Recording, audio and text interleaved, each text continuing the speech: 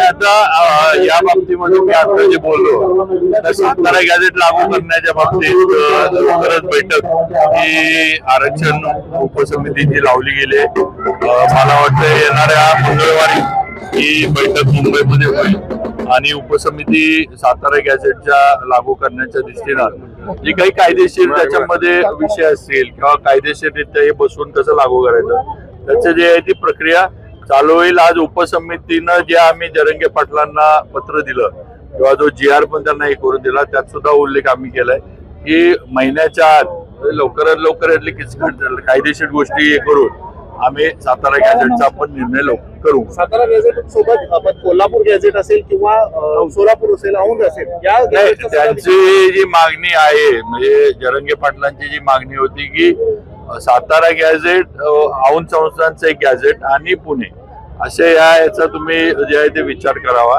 पण मला जी काही थोडीफार माहिती जी काही आता ह्याच्यात मिळाली किंवा गॅझेटची माहिती मी पण घेतली की बऱ्यापैकी सातारा संस्थांच्या गॅझेटमध्ये उल्लेख वगैरे जे आहे ते स्पष्ट आहेत, आकडेवारी स्पष्ट आहे आणि नावं आहेत आणि म्हणजे त्यांनी जे मी वाचलं म्हणजे मला त्या गॅझेटच्या काही कॉपी वाचायला मिळाल्या त्याच्यामध्ये त्यांनी काही उल्लेख केलेत की तुम्ही कुणबी आणि मराठ्यांमध्ये फरक करू शकत नाही किंवा दाखवू शकत नाही। इंग्लिशमध्ये जे आहे त्यांनी असं म्हणले की तुम्ही डिस्टिंग्विश करू शकत नाही की बाबा कुणबी कोण आणि मराठा कोण।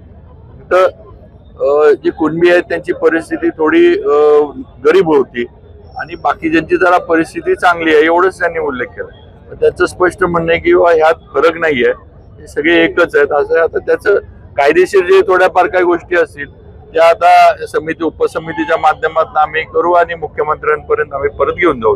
नाही हो ह्याच्या बाबतीत पण म्हणजे मी जे स्वतः मुख्यमंत्री देवेंद्र फडणवीस बोलले की ओबीसी समाजावर कुठलाही अन्याय होणार नाही किंवा आम्ही होऊन देणार नाही किंवा त्यांच्यावर अन्याय करून आम्ही दुसऱ्यांना मराठा समाजांना हे करू असं अजिबात होणार नाही।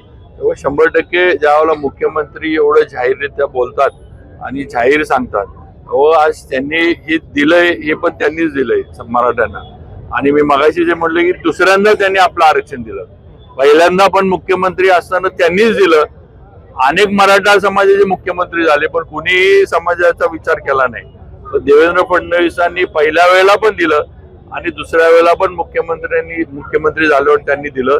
त्यामुळे हे ज्यावेळेला ते बोलतात की आम्ही ओबीसींवर अन्याय होऊन देणार नाही 100% त्यांचे जे आहे ते नियोजन काही ना काहीतरी त्यांनी केलं असणार आणि त्या पद्धतीनं कुणावरही अन्याय न करता किंवा दोन्ही समाजांमध्ये वितुष्ट भांडण किंवा कटुता न येता जे आहेत ते निर्णय आरक्षणाचे जे आहेत पुढचे पण होतील. बाबा सातारा आपल्या तालुक्यातील जिल्ह्यातील बातम्या सर्वप्रथम पाहण्यासाठी आजच सातारा न्यूजला YouTube चॅनलवर सबस्क्राईब करा, लाईक करा, शेअर करा आणि बेल आयकॉन प्रेस करायला विसरू नका.